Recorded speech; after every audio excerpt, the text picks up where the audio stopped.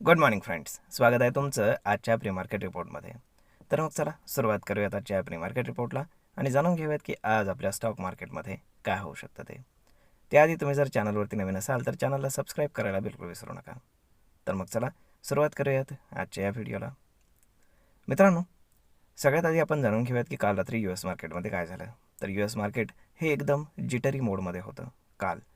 त्याचं कारण असं होतं की US मध्ये जॉब ओपनिंग डेटा आला की जो खूप बेटर दॅन एक्सपेक्टेड आलेला आहे. म्हणजेच US मध्ये इकॉनॉमी एका चांगल्या मोडवरती चालू आहे आणि नवीन नवीन जॉब्स जे आहेत तर ते क्रिएट होत आहेत, असे एकंदर चित्र तयार झाले. इकॉनॉमीच्या दृष्टीनं जरी ही गोष्ट चांगली असली तरी स्टॉक मार्केटच्या दृष्टीने ही गोष्ट तेवढी फायदेशीर नसते. त्याचं कारण असं की नियर फ्युचरमध्ये जे काही US मध्ये रेट कट्स होणार आहेत तर त्याची प्रोबॅबिलिटी त्याच्यामुळे कमी होते. कारण जर इकॉनॉमी व्यवस्थित आहे, सगळं जर व्यवस्थित चालू आहे तर रेट कट करून उगीचच इन्फ्लेशन इन्क्रीज करण्यामध्ये कुठलाही पॉईंट नाही, हे तिथल्या फेड चेअरमॅनना माहीत असतं. त्यामुळे हे खूप जनरल ॲझम्पशन आहे की जर इकॉनॉमी एका गुड शेपमध्ये असेल तर रेट कट होत नाहीत. तर मग अशा पद्धतीनं तिथे मार्केटमध्ये जिटरीनेस आपल्याला पाहायला मिळाला. मार्केट वरती जात होतं, खाली जात होतं, परंतु बंद होताना आपण काय म्हणू शकतो की almost flat with negative bias अशा पद्धतीनं मार्केट बंद झालेलं आहे. परंतु तिथे जे IT स्टॉक्स आहेत तर ते मात्र टंबल झालेले आहेत, म्हणजेच खूप जास्त डाऊन झालेले आहेत. त्यामध्ये आपला इन्फोसिसचा ADR जो आहे तो 5% क्रॅश आहे.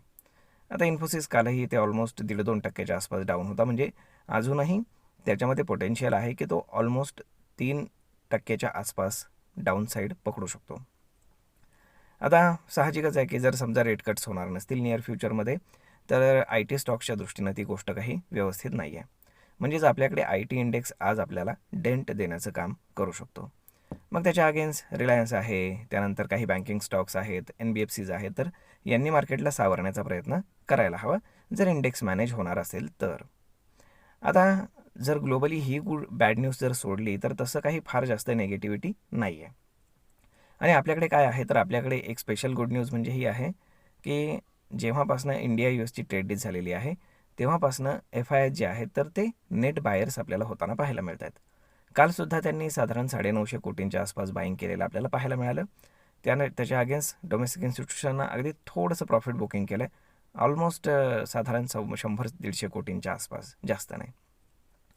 म्हणजेच जर आपण पाहिलं तर एकंदर सगळी परिस्थिती आपल्याला आता बरी वाटते.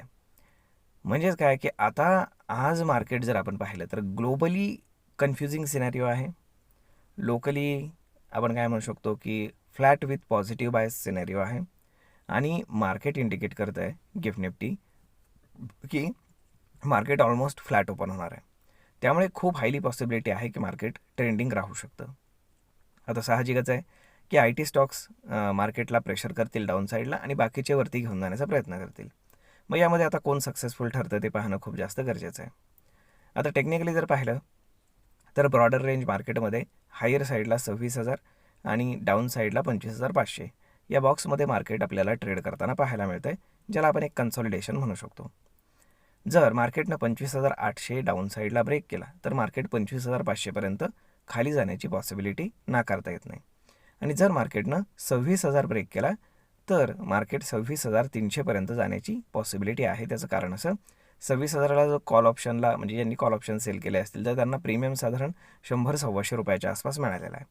म्हणजेच ऑलमोस्ट तुम्ही पकडून चाला की कॉल रायटर्स कधी पॅनिक होतील, 26,000 क्रॉस करून वरती जेव्हा 100 पॉईंट मार्केट जाईल, म्हणजेच 26,100, त्यानंतर जे 26,000ला बसलेले कॉल रायटर्स आहेत तर ते पॅनिक व्हायला सुरुवात होतील आणि त्यानंतर ते जे आहेत ते त्यांची पोझिशन एक्झिट करायला सुरुवात करतील आणि आपल्याला एक शॉर्ट कवरिंग पाहायला मिळेल.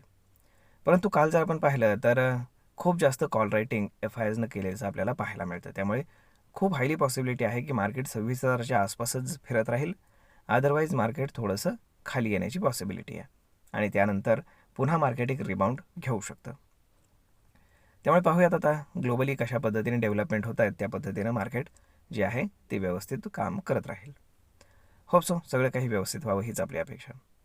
तर मग भेटूयात पुढच्या एका नवीन व्हिडिओमध्ये. तोपर्यंत तुम्हाला आजचा हा व्हिडिओ, ही माहिती कशी वाटली हे तुम्ही आम्हाला कमेंट करून नक्कीच सांगा. आणि जर आवडली असेल तर आपल्या जवळच्या मित्रमंडळींसोबत देखील हा व्हिडिओ तुम्ही शेअर करायला विसरू नका. धन्यवाद.